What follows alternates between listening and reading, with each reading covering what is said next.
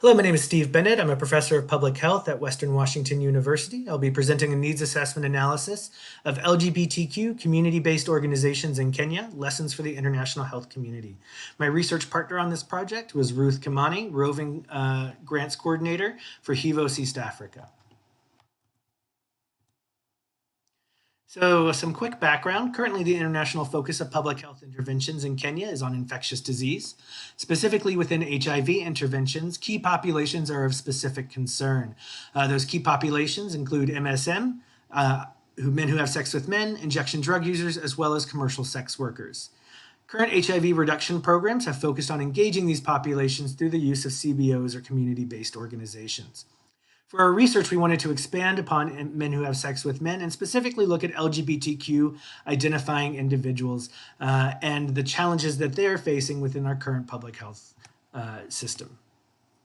In order to address this, we had three focus groups with LGBTQ community-based organizations, including a total of 46 individuals representing 10 LGBTQ identified CBOs. All 46 individuals that participated in our focus group represented leaders within these organizations. The three focus groups were in Eldoret in Western Kenya, Nairobi in Central Kenya, and Mombasa on the Western coast. Following these focus groups, they were transcribed and analyzed for themes and lessons. When discussing with the leadership of these community-based organizations about the health challenges that their constituents or membership faced, the main health challenge that was discussed was mental health.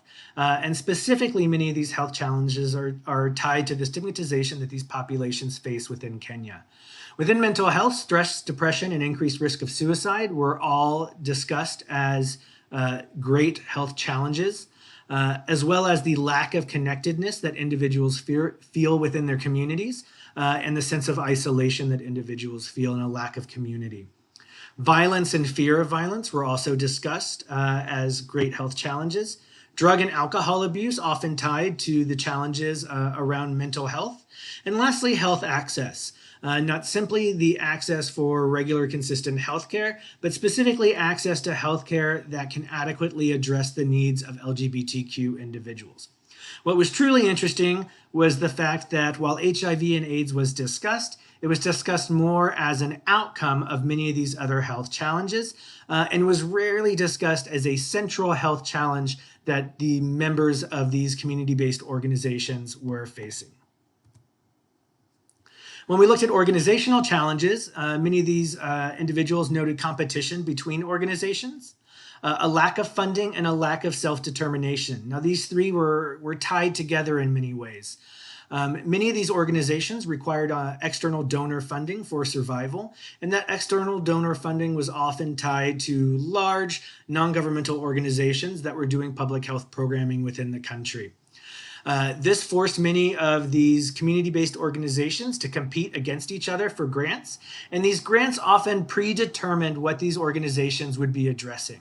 So rather than organizations working with large NGOs to determine their health needs, they felt that large NGOs were coming down saying, this is the health issue we want to work on, and you apply to our grant in order to work on this health issue.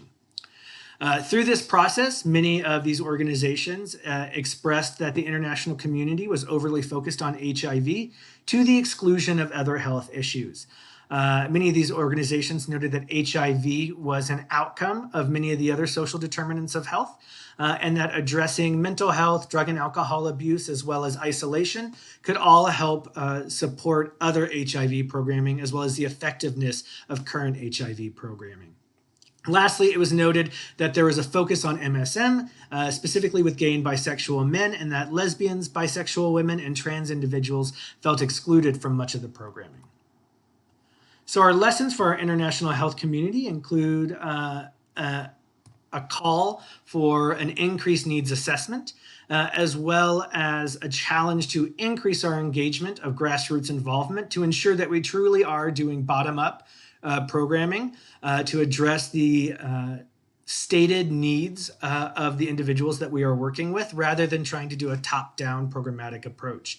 We need to expand the health focus for LGBTQ identifying individuals beyond HIV to address the multitude of health issues that they're facing due to stigmatization within their countries, and address the social determinants of health, as well as changing our funding structures to include self-determination and empowerment of our community-based organizations. Thank you.